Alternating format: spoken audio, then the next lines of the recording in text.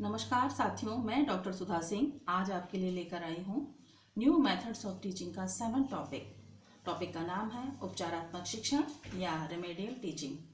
तो आइए शुरू करते हैं। उपचारात्मक शिक्षण साथियों, उपचारात्मक शिक्षण या सुधारात्मक शिक्षण वास्तव में कोई नया कॉन्सेप्ट नहीं है, क्योंकि प्राचीन काल से लेकर आज तक सभी योग्य व आदर्श शिक्षक अपने छात्रों के सीखने संबंधी दोषों को दूर करके उनके सीखने की गति को आगे बढ़ाने का प्रयास करते चले आ रहे हैं। निदानात्मक परीक्षणों द्वारा छात्रों की समस्या या कठिनाइयों का ज्ञान हो जाने के पश्चात उपचार हेतु किया जाने वाला शिक्षण उपचारात्मक शिक्षण कहलाता है। निदानात्मक परीक्षणों की सहायता से छात्रों के सीखने में जो भी कमजोरी, कठिनाई तथा समस्याएं उभर कर सामने आती हैं, उन तमाम समस्याओं को दूर करने की बात उपचारात्मक उपायों द्वारा सोची जाती है। उपचारात्मक शिक्षण का उद्देश्य यही रहता है कि छात्रों के अधिगम के मार्ग में आने वाली कठिनाइयों तथा समस्याओं को जितनी जल्दी हो सके दूर कर दिया जाए तथा छात्रों को विषय से संबंधित शिक्षण उद्देश्यों की प्राप्ति के शिखर तक पहुंचाने में पूरी मदद की जाए। इस संबंध में योकम एवं सिम्पसन ने कहा है कि उपचारात्मक शिक्षण उस विधि को खोजने का प्रयत्न करते हैं जो छात्र को अपनी कुशलता या विचार की त्रुटियों को दूर करने में सफलता प्रदान करे।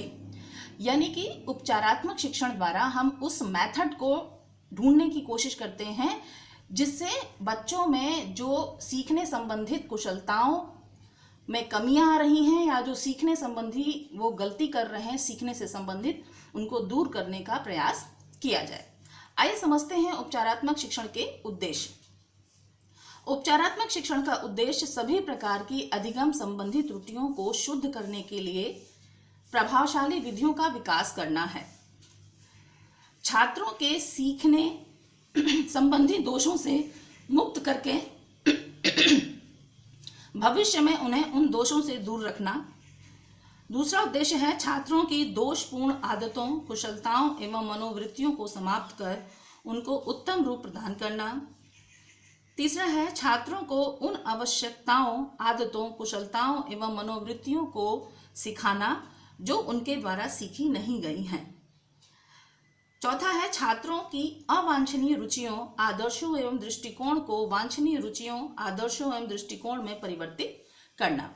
ये है उपचारात्मक शिक्षण के उद्देश्य। अतः हम ये कह सकते हैं कि छात्रों के विभिन्न दोषों का निवारण करके ही उपचारात्मक शिक्षण के उद्देश्यों में सफलता प्राप्त की जा सकती है। इसीलिए कहा गया है कि जब तक बालक के शारीरिक, संवेगात्मक एवं सामाजिक दोषों का सफलतापूर्वक उपचार नहीं किया जाए, तब तक एक अधिगम की विधि के दोष की व्याख्या पर आधारित उपचारात्मक उपाय असफल रहते हैं या विफल रहेंगे। निदानात्मक शिक्षण व मूल्यांकन और उपचारात्मक शिक्षण एक दूसरे से इस प्रकार से जुड़े हुए हैं कि विश्लेषण और विवेचन के कार्यों के अतिरिक्त उनको अलग करना कठिन है। जैसा कि छात्रों, हमने आपको पहले वीडियो में बताया था, एक निदानात्मक और परीक्षण एवं उपचारात्मक परीक्षण के चक्र को समझाने की कोशिश की थी कि इन दोनों परीक्षणों को हम अलग करके नहीं देख सकते हैं। कि सबसे पहले हम निदानात्मक परीक्षण के स्टेप को अपनाते हैं इस चक्र में कि बच्चे की समस्याग्रस्त बालक की जो समस्याग्रस्त बालक है उसकी समस्या के निवारण हेतु परीक्षण किया जाता है इस चक्र में, और यह पता लगाने की कोशिश की जाती है कि समस्या की प्रकृति और उसका स्तर किस प्रकार का है और उसे किस सब्जेक्ट में और किस प्रकरण में दिक्कत आ रही है, इसको लेकर के परीक्षण किया जाता है। दूसरे स्टेप में समस्या संबंधी कारणों की सूची बनाई जाती है, उपकल्पनाएं बनाई जाती हैं कि जिस सब्जेक्ट में बच्चे को कोई समस्या आ रही है तो उनके लिए हम कल्पनाएं बना लेते हैं।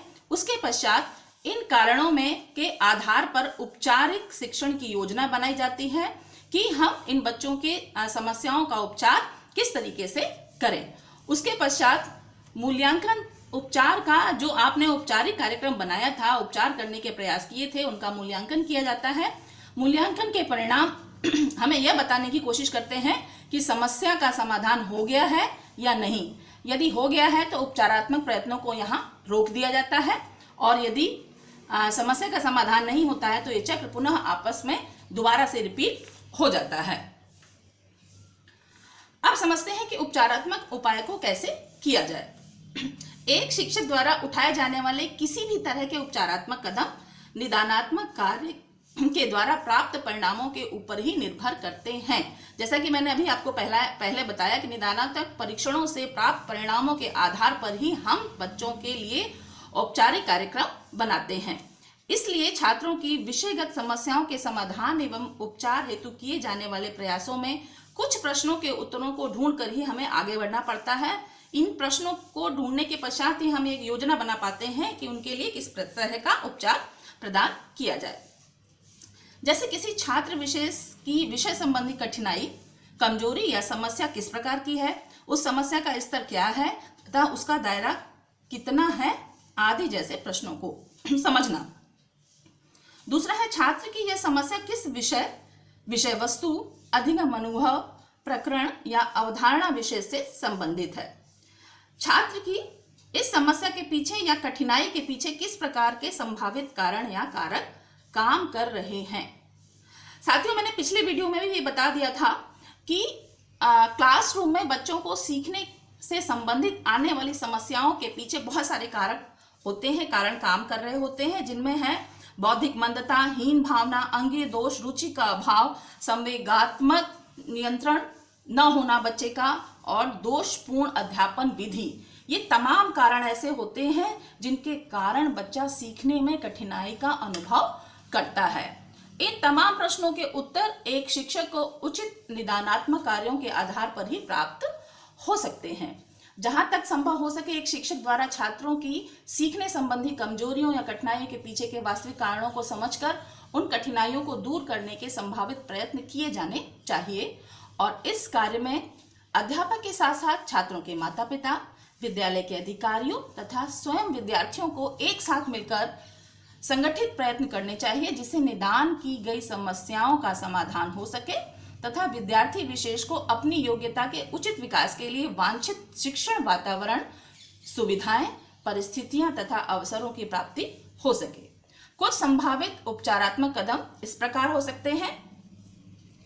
हम इन कदम को इस प्रकार समझ सकते हैं कि छात्रों के शारीरिक और मानसिक स्वास्थ्य को ठीक बनाए रखने के लिए उपयुक्त उपचारात्मक कदम उठाना, छात्रों के माता पिता का अपेक्षित सहयोग प्राप्त करना, छात्रों को आवश्यकता अनुसार शैक्षिक, व्यावसायिक तथा व्यक्तिगत निर्देशन एवं परामर्श की व्यवस्था करना, छात्रों को उपलब्ध वातावरण तथा परिस्थितियों में अपेक्षित सुधार लाना या विद्यार्थियों को अलग से पूरी तरह से एक सकारात्मक वातावरण प्रदान करने की व्यवस्था करना, मानवीय और भौतिक संसाधनों को समृद्ध करके छात्रों के लिए उचित शैक्षिक सुविधाएं जुटाना तथा अच्छी शिक्षा व्यवस्था प्रदान करने की व्यवस्था करना।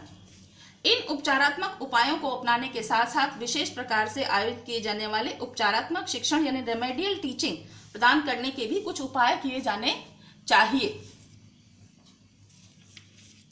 ऐसा माना जाता है कि जैसा निदान होता है उपचार भी वैसा ही किया जाता है, तभी उपचार सभी अर्थों में खरा उतरता है। आप सभी ये जानते हैं कि प्रत्येक छात्र की अधिगम कठिनाई अलग होती है, इसलिए प्रत्येक छात्र के लिए अलग अलग उपचारात्मक शिक्षण की आवश्यकता भी होती है। कभी कभी तो कुछ छात्रों की अधिगम कठिनाइयों को पुनर्शिक्षण से दूर कर दिया जाता है, यानी दोबारा पढ़ा करके उसी कंटेंट को हम उस समस्या का समाधान कर देते हैं। किसी अन्य परिस्थिति में अभिप्रेरणा या पुनर्बलन का प्रयोग करके भी बच्चों की अधिगम संबंधी कठिनाइयों को दूर कर दिया जाता है। अब मैं आपको एक कक्ष में छात्रों की अधिगम संबंधी समस्याओं को तथा उनके संभावित उपचारात्मक शिक्षण को दो धारणाओं से स्पष्ट करने की कोशिश करूंगी। पहली धारणा मान करके हम चलते हैं कि कक्ष के सभी यानी अधिकांशतः छात्र किसी एक प्रकार की अधिगम कठिनाई का अनुभव कर रहे हैं, तो इसका उपचारात्मक उपाय हम या समस्या का समाधान किस तरह करेंगे। तो उसके लिए एक साझा यानी सामूहिक उपचारात्मक कार्यक्रम अपनाया जा सकता है शिक्षकों द्वारा। इसके लिए समस्या जिस क्षेत्र या प्रकरण विशेष से संबंधित हो, उस प्रकरण विशेष की अतिरिक्त कक्षाएं लगाई जा सकती हैं। प्रकरण के अनुसार अन्य उपयोगी शिक्षण विधियों का प्रयोग किया जा सकता है। दृश्य श्रव्य साधनों तथा व्यू यानी मैट्रिक्स और अभ्यास कार्य व प्रयोगात्मक कार्य द्वारा समस्याओं का समाधान किया जा सकता है।